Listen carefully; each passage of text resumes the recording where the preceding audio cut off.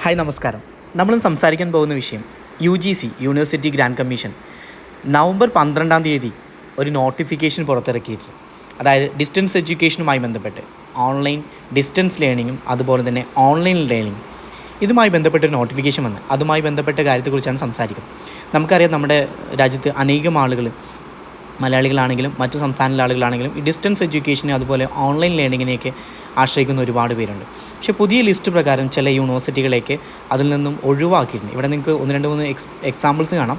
Suresh ഗയാൻ Vihar university Rajasthan, അതുപോലെ തന്നെ Periyar university നമ്മുടെ തൊട്ടടുത്തുള്ളതാണ്, തമിഴ്നാട്ടിൽ സേലത്തിലുള്ളത്. അതുപോലെ തന്നെ നൽസാർ യൂണിവേഴ്സിറ്റി തെലുങ്കാന. ഈ 3 യൂണിവേഴ്സിറ്റികളും ഈ 2024-25 അധ്യയന വർഷത്തേക്ക്, അല്ലെങ്കിൽ അത് കഴിഞ്ഞാൽ 5 വർഷത്തേക്ക്, ചില യൂണിവേഴ്സിറ്റികളിൽ 2 വർഷത്തേക്ക് 3 വർഷത്തേക്കൊക്കെ അഡ്മിഷൻ എടുക്കാൻ പറ്റില്ല എന്ന് പറഞ്ഞ് നോട്ടിഫിക്കേഷൻ വന്നിട്ടുണ്ട്.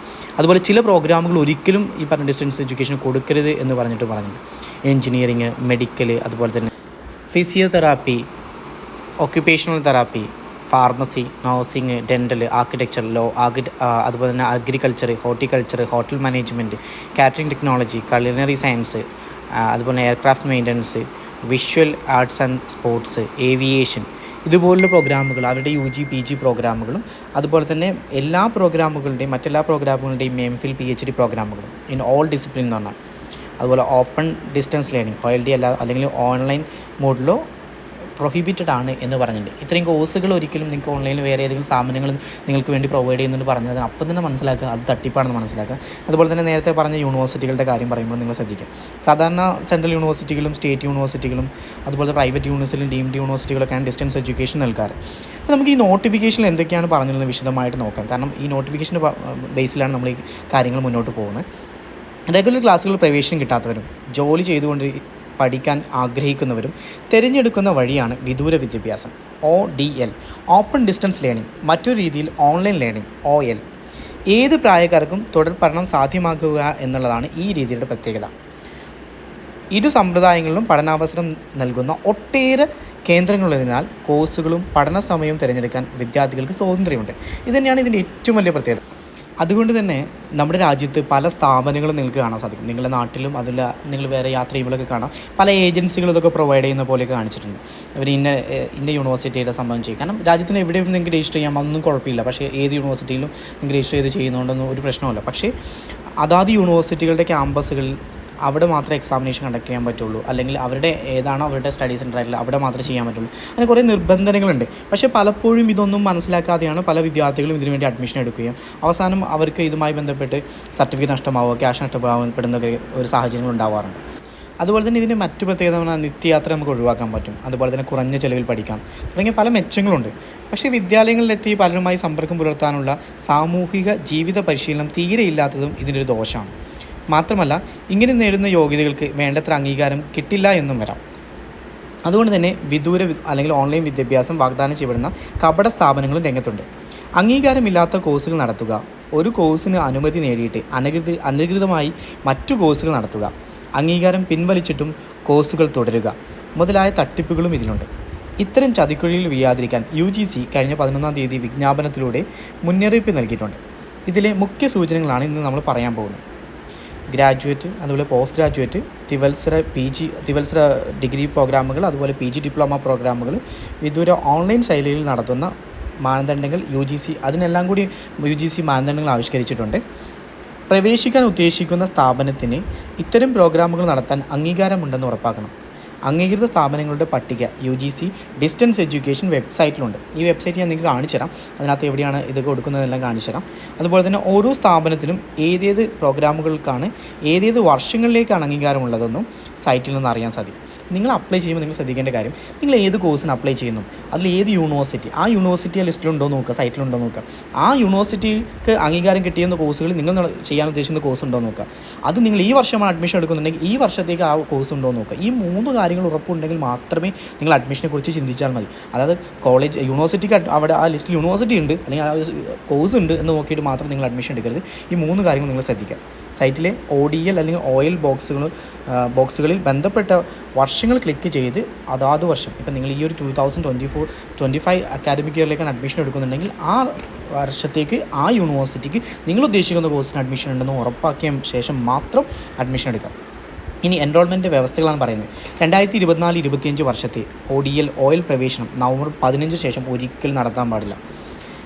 ബാങ്കിലെ ധനനിക്ഷേപം പോലെ ഏതെങ്കിലും സ്ഥാപനത്തിൽ നിന്ന് നേടിയ ക്രെഡിറ്റുകളുടെ വെർച്വൽ ഡിജിറ്റൽ തുകയാണ് ABC, അതായത് അക്കാദമിക് ബാങ്ക് ക്രെഡിറ്റ് എന്ന് പറയും. ഒരു കോളേജിൽ നിന്നോ സർവകലാശാലയിൽ നിന്നോ മറ്റൊന്നിലേക്ക് ആർജിത ക്രെഡിറ്റുമായി ചെന്ന് ചേരാൻ ABC സമ്പ്രദായം സഹായിക്കും. കാരണം ക്രെഡിറ്റ് ട്രാൻസ്ഫറാണ് ഉദ്ദേശിക്കുന്നത്. അതുപോലെ തന്നെ വിദ്യാർത്ഥികൾക്ക് ഇവരുടെ വെബ്സൈറ്റ് പറഞ്ഞാൽ ആ വെബ്സൈറ്റ് ഞാൻ നിങ്ങൾക്ക് കാണിച്ചു തരാമെന്ന് പറഞ്ഞിട്ടുണ്ടായിരുന്നു. സൈറ്റിൽ ABC നൽകി തിരിച്ചറിയലിലൂടെ DEB ID, അതൊരു നമ്മൾ പെർമനൻ്റ് ID ആണ്, അത് ഉണ്ടാക്കണം. ഇതുണ്ടെങ്കിൽ മാത്രമേ എൻറോൾമെൻറ്റ് ചെയ്യാൻ കഴിയുള്ളൂ. അതിന്മേൽ ഇത് നിർബന്ധമായുള്ള സംഭവമാണ്. ഈ ID ജീവിതകാലം വരെ നിലനിൽക്കും. എന്ന് വേണമെങ്കിലും ODL പ്രവേശനത്തിന് ഇത് ഉപയോഗിക്കാം. പ്രോഗ്രാമുകളുടെ പേര്, ദൈർഘ്യം, പ്രവേശന യോഗ്യത എന്നിവ UGC മാനദണ്ഡങ്ങൾ പ്രകാരം ഉറപ്പുവരുത്തണം. അതിൻ്റെ UGC വെബ്സൈറ്റാണ് പറഞ്ഞാൽ അതിൽ നോട്ടിഫിക്കേഷനാണ് നമ്മൾ ഫസ്റ്റ് ഈ ഒരു വീഡിയോയുടെ തുടക്കത്തിൽ കാണിച്ചു തന്നത്. പ്രോഗ്രാമുകൾ സർവകലാശാല നേരിട്ട് നടത്തണം. ഫ്രാഞ്ചൈസികളെ ഏൽപ്പിക്കാൻ പാടില്ല. പഠന സഹായ കേന്ദ്രങ്ങൾ സർവകലാശാല നേരിട്ട് ഏർപ്പെടുത്തണം. ഇടനിലക്കാർ വേണ്ട. നിബന്ധനകൾ പൂർണ്ണമായും പാലിക്കാത്ത പക്ഷം ODL ബിരുദങ്ങൾ ബന്ധപ്പെട്ട റെഗുലർ ബിരുദങ്ങൾക്ക് തുല്യമായിരിക്കും. കാരണം അതുപോലെ പൂർണ്ണമായും പാലിക്കുന്ന പക്ഷമാണ്, പാലിച്ചാൽ മാത്രമേ അതിന് തുല്യമാവുകയുള്ളൂ. അതുപോലെ ശ്രദ്ധിക്കേണ്ട കാര്യം വെച്ചാൽ ഇതിനൊന്നും ഈ ഒരു ഏജൻസിൻ്റെ ഒന്നും ഒരു ആവശ്യമില്ല. അതുപോലെ ODL രീതിയിലേക്കുള്ള പ്രവേശനം നേടിയ വിദ്യാർത്ഥികൾക്ക് OIL രീതിയിലേക്ക് മറിച്ചും മാറാൻ പറ്റും. പക്ഷേ ഇത് സംബന്ധിച്ച നിബന്ധനകൾ പാലിക്കണം. അംഗീകാരമുള്ള സമയത്ത് പ്രവേശനം നേടിയ വിദ്യാർത്ഥികൾ സ്ഥാപനത്തിൻ്റെ അംഗീകാരം നഷ്ടപ്പെട്ടാലും തുടർന്നും പഠിച്ച് യോഗ്യതയുണ്ടാകും. അപ്പോൾ ഈ വർഷത്തേക്ക് അംഗീകാരം ഉണ്ടെങ്കിൽ അടുത്ത വർഷം അതിൻ്റെ അംഗീകാരം നഷ്ടപ്പെട്ടാലും നിങ്ങൾക്ക് പഠിച്ച ഈ പറഞ്ഞ പോലെ കോഴ്സ് കംപ്ലീറ്റ് ചെയ്യാൻ പറ്റും.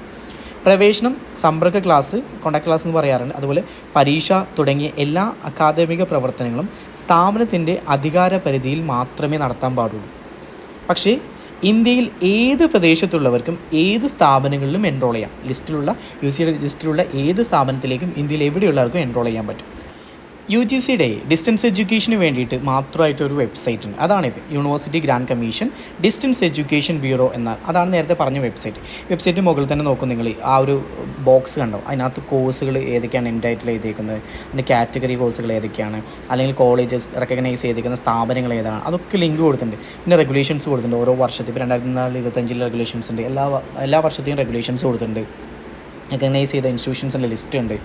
ഇതെല്ലാം നിങ്ങൾ ശ്രദ്ധിക്കണം. അതിനകത്ത് ഓൺലൈൻ പ്രോഗ്രാമുകൾ സെപ്പറേറ്റ് ഉണ്ട്. അതുപോലെ ഓൺലൈൻ ഡിസ്റ്റൻസ് ലേണിങ്ങിൻ്റെ പ്രത്യേകിച്ചുണ്ട്. അപ്പോൾ ഇതെല്ലാം നോക്കുക. അതുപോലെ തന്നെ സംസ്ഥാനത്ത് എവിടേക്കാണ് ഇൻസ്റ്റിറ്റ്യൂഷൻസ് ഇല്ല, അതിൻ്റെയൊക്കെ മാപ്പിംഗ് അടക്കമാണ് നൽകിയിരിക്കുന്നത്. ഇൻസ്റ്റിറ്റ്യൂഷൻസിൻ്റെ മാപ്പിംഗ്, അതുപോലെ തന്നെ ഓൺലൈനായിട്ട് എക്സാമിനേഷൻസും ക്ലാസ്സുകളും ഒക്കെ നടത്താനുള്ള ഈ അപ്രൂവൽ കിട്ടിയ ഇൻസ്റ്റിറ്റ്യൂഷൻസ് ഏതൊക്കെയാണ്, അതിനുള്ള മാപ്പിംഗ്, ഇതെല്ലാം വളരെ വ്യക്തമായിട്ട് ഈ വെബ്സൈറ്റിൽ കൊടുത്തിട്ടുണ്ട്. ഇതെല്ലാം നോക്കി ഉറപ്പുവരുത്തിയ ശേഷം മാത്രം നിങ്ങൾ അഡ്മിഷൻ എടുത്താൽ മതി. കാരണം നമുക്കറിയാം നമ്മുടെ സംസ്ഥാനത്ത് അനേകം ആളുകൾ ഡിസ്റ്റൻസ് എഡ്യൂക്കേഷനെ ആശ്രയിക്കാറുണ്ട്. കാരണം ഗ്രാജുവേഷൻ കഴിയുമ്പോഴോ അല്ലെങ്കിൽ +2 കഴിയുമ്പോഴൊക്കെ ജോലിക്ക് കയറുന്ന ആളുകൾ, അല്ലെങ്കിൽ പോസ്റ്റ് ഗ്രാജുവേഷന് ശേഷം ജോലിക്ക് കയറുന്ന ആളുകൾക്ക് വേറൊരു സബ്ജക്റ്റിൽ പോസ്റ്റ് ഗ്രാജുവേഷൻ എടുക്കണമെന്ന് ആഗ്രഹിക്കും.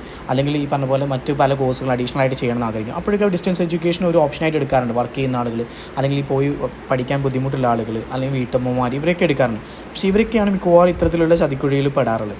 അപ്പോൾ ഇത്തരത്തിലുള്ള കോഴ്സുകൾക്ക് വേണ്ടിയിട്ട് നിങ്ങൾ അപ്ലൈ ചെയ്യാൻ ഉദ്ദേശിക്കുന്നുണ്ടെങ്കിൽ തീർച്ചയായിട്ടും നിങ്ങൾ ഈ വീഡിയോ കാണണം. അതുപോലെ തന്നെ എനിക്ക് നിങ്ങളോട് പറയാനുള്ള കാര്യം, ഈ വീഡിയോ നിങ്ങൾ ഇതുപോലെ കോഴ്സുകൾ ഡിസ്റ്റൻസ് ലേണിംഗ് ആഗ്രഹിക്കുന്ന ആളുകളുണ്ടെങ്കിൽ അവർക്ക് അയച്ചു കൊടുക്കുകയും വേണം. അല്ലെങ്കിൽ തീർച്ചയായിട്ടും അവർക്കൊക്കെ ചതി പറ്റാനുള്ള ചാൻസ് വളരെ കൂടുതലാണ്. കാരണം നമ്മുടെ നാട്ടിലൊക്കെ ഒരുപാട് ഏജൻസീസ് ഉണ്ട്.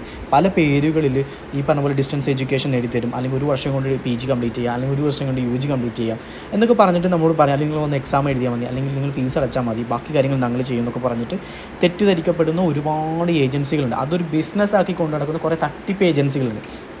കാരണം പലർക്കും അറിയില്ല ഇവർക്കൊന്നും ഇത് നടത്താനുള്ള അധികാരമില്ല, അല്ലെങ്കിൽ ഇവർക്ക് ഈ പറഞ്ഞ രീതിയിൽ UGC അപ്രൂവലോട് കൂടിയല്ല ഇവർ നടത്തുന്നത്. പിന്നെ വേറൊരു തെറ്റിദ്ധാരണ എന്ന് പറഞ്ഞു കഴിഞ്ഞാൽ എല്ലാ യൂണിവേഴ്സിറ്റികൾക്കും ഡിസ്റ്റൻസ് എഡ്യൂക്കേഷൻ നടത്താമെന്നുള്ളൊരു തെറ്റിദ്ധാരണയാണ്. ഞാനിപ്പോൾ നിങ്ങൾ ലിസ്റ്റ് നേരത്തെ കാണിച്ചത്, അതിനകത്ത് പല യൂണിവേഴ്സിറ്റികളും ഇതിൽ നിന്നും പുറത്താക്കിയ യൂണിവേഴ്സിറ്റികളുണ്ടായിരുന്നു. ഞാൻ ഇപ്പോൾ കാണുന്ന ഈ നോട്ടിഫിക്കേഷൻ, ഇപ്പോൾ നമ്മൾ സ്ക്രീനിൽ കാണുന്ന ഈ നോട്ടിഫിക്കേഷൻ പ്രകാരമാണ് നിങ്ങൾക്ക് ഞാനത് കാണിച്ചത്. അതിനകത്ത് 3 എക്സാമ്പിൾ ഞാൻ പറഞ്ഞിട്ടുണ്ടായിരുന്നു.